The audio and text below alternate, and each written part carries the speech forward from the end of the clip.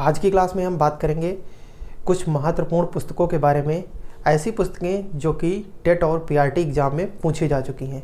तो कुछ महत्वपूर्ण पुस्तकें लिखी गई हैं, इन पुस्तकों पर आज हम चर्चा करेंगे। तो हमारी पहली पुस्तक का नाम है एमिल। एमिल जो है ये रूसो के द्वारा लिखी गई है। रूसो जो है ये प्रकृतिवादी विचारधारा के समर्थक थे। इन्होंने एक पुस्तक लिखी है, उसका नाम है एमिल। एमिल जो है ये हमारी शिक्षा शास्त्र पर लिखी जाने वाली प्रथम पुस्तक है। शिक्षा शास्त्र पर लिखी जाने वाली प्रथम पुस्तक है। इस पुस्तक में जो है एमिल पुस्तक में जो है रूसो ने जो है एक काल्पनिक बच्ची के बारे में बात की है, उसका नाम था एमिल।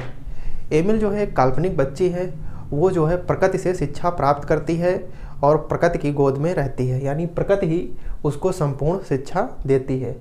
तो रूसो इसलिए प्रकृतिवादी विचारधारा के समर्थक थे।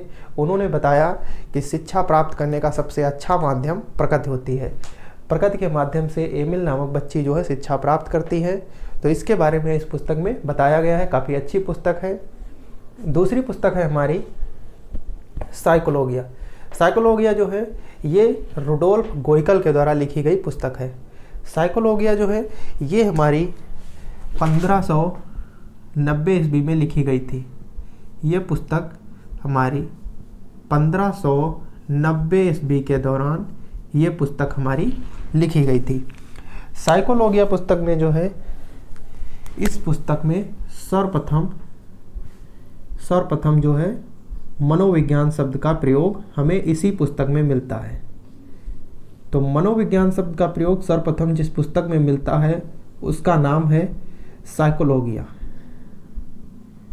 सर्वप्रथम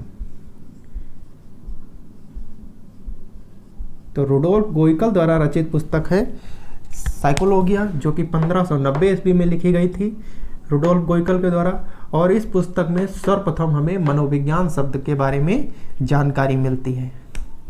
तीसरी पुस्तक है हमारी आउटलाइन साइकोलॉजी। ये पुस्तक विलियम मैकडोगल के द्वारा लिखी गई है। विलियम मैकडोगल के द्वारा इस पुस्तक में हमें सर्वप्रथम जो है व्यवहार शब्द का प्रयोग हमें इस पुस्तक में मिलता है। सर्वप्रथम व्यवहार शब्द का प्रयोग। तो व्यवहार शब्द का प्रयोग सर्वप्रथम किस पुस्तक में मिलता है, उसका नाम है आउटलाइन साइकोलॉजी। व्यवहार शब्द का प्रयोग सर्वप्रथम आउटलाइन साइकोलॉजी पुस्तक में हमें सर्वप्रथम मिलता है। और मनोविज्ञान शब्द का प्रयोग जो है वो साइकोलॉजिया। मनोविज्ञान शब्द का प्रयोग साइकोलॉजिया नामक पुस्तक में हमें सर्वप्रथम मिलता है। ये दोनों पुस्तकें बहुत ही इंपॉर्टेंट हैं। अगली पुस्तक है हमारी द कंडीशन ऑफ लर्निंग। ये पुस्तक जो है रॉबर्ट एम गैने के द्वारा लिखी गई है। रॉबर्ट एम गैने ने इसके अलावा एक सिद्धांत भी दिया है, उसका नाम है अधिगम सोपानकी का सिद्धांत। उस सिद्धांत को कहते हैं अधिगम सोपानकी का सिद्धांत। ये रॉबर्ट एम गैने के द्वारा दिया गया है।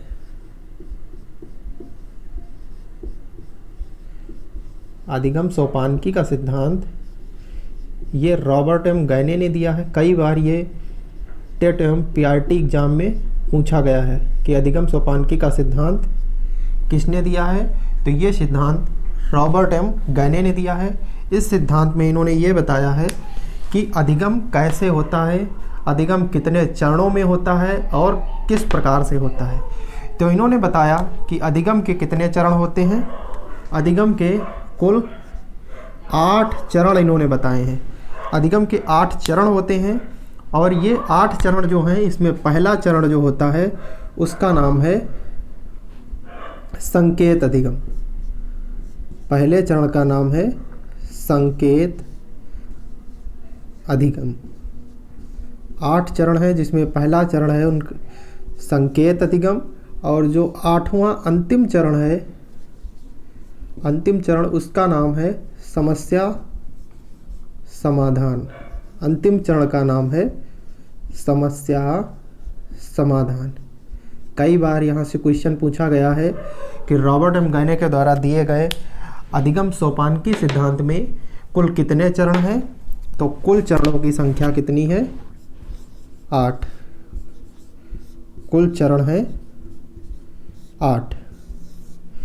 और इस कुल ये जो चरण दिए गए हैं अधिगम के, इसमें पहला चरण कौन सा है?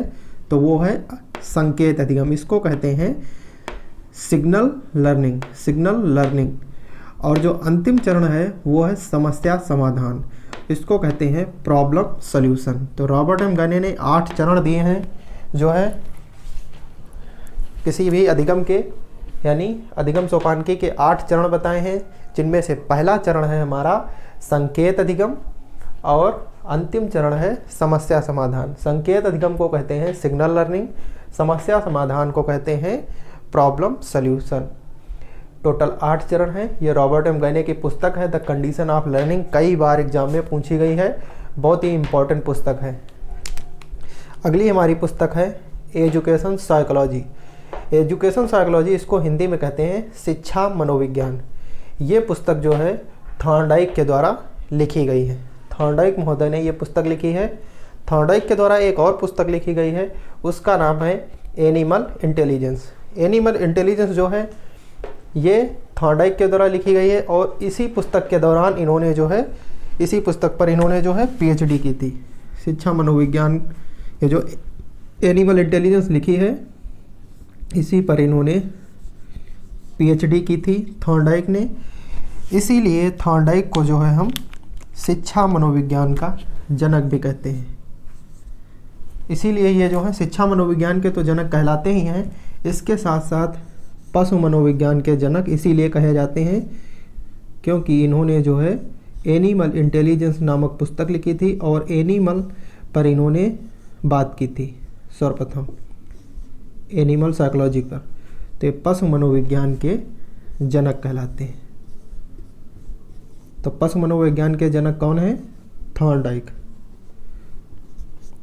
इनकी पुस्तक क्या नाम है? एनिमल इंटेलिजेंस, जिस पर इन्होंने PhD की थी। PhD के दौरान ये पुस्तक लिखी थी एनिमल इंटेलिजेंस, तो इनकी इसलिए ये पशु मनोविज्ञान के जनक भी कहलाते हैं थॉर्नडाइक। इसके अलावा थॉर्नडाइक जो है शिक्षा मनोविज्ञान के जनक भी कहलाते हैं। शिक्षा मनोविज्ञान के जनक, शिक्षा मनोविज्ञान के जनक जो हैं वो हमारे थॉर्नडाइक महोदय हैं। शिक्षा मनोविज्ञान के जनक। तो थॉर्नडाइक जो हैं ये 2 मनोविज्ञान की 2 शाखाओं के जनक हैं। एक तो शिक्षा मनोविज्ञान के जनक, दूसरा पशु मनोविज्ञान के जनक। और इन्होंने एनिमल इंटेलिजेंस जो पुस्तक लिखी थी उसी दौरान ये PhD कर रहे थे पशुओं के इंटेलिजेंस को लेकर, इसीलिए पशु मनोविज्ञान के जनक भी कहलाए। और इनकी पुस्तक है एजुकेशन साइकोलॉजी, जिसको हिंदी में कहते हैं शिक्षा मनोविज्ञान, और इसीलिए ये जो है शिक्षा मनोविज्ञान के जनक भी कहलाए। थॉर्नडाइक जो है इन्होंने, ये एक व्यवहारवादी मनोवैज्ञानिक है। थॉर्नडाइक जो है ये व्यवहारवादी मनोवैज्ञानिक है, व्यवहारवादी हैं। थॉर्नडाइक ने जो है एक सिद्धांत दिया है जिसको कि हम किस नाम से जानते हैं? उद्दीपन अनुक्रिया सिद्धांत से।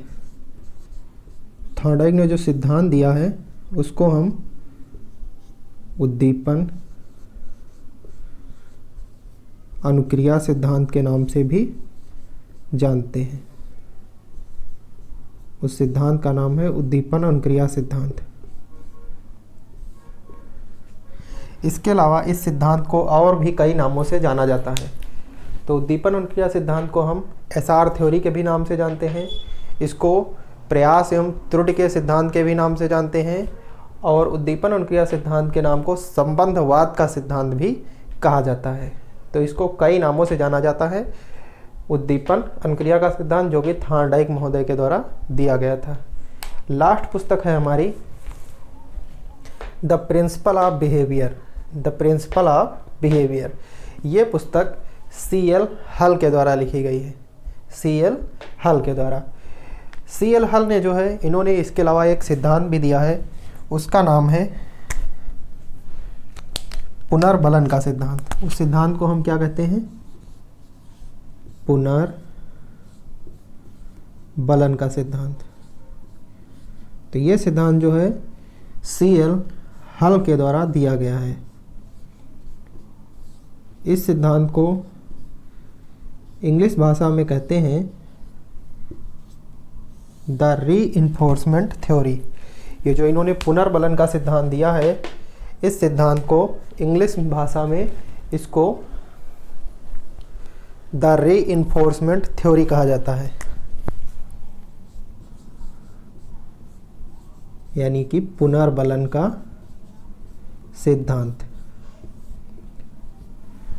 तो CL हल ने, इनकी पुस्तक है द प्रिंसिपल ऑफ बिहेवियर, जो कि और इन्होंने एक सिद्धांत भी दिया है, उसका नाम है पुनर्बलन का सिद्धांत।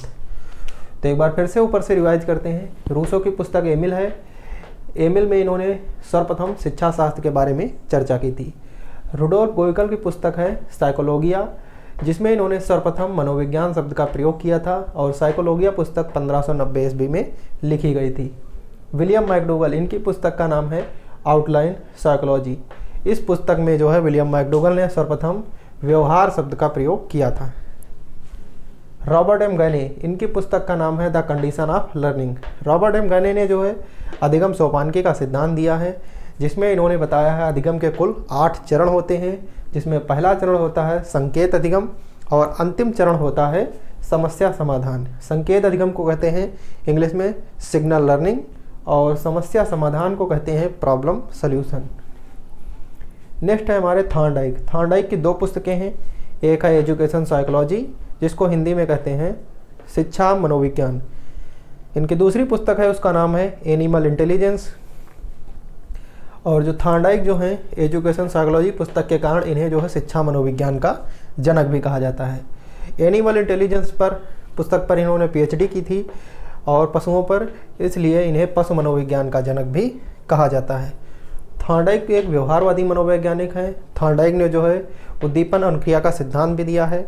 इसी सिद्धांत को SR थ्योरी का सिद्धांत भी कहते हैं, और इसको जो है संबंधवाद का सिद्धांत भी के भी नाम से जाना जाता है।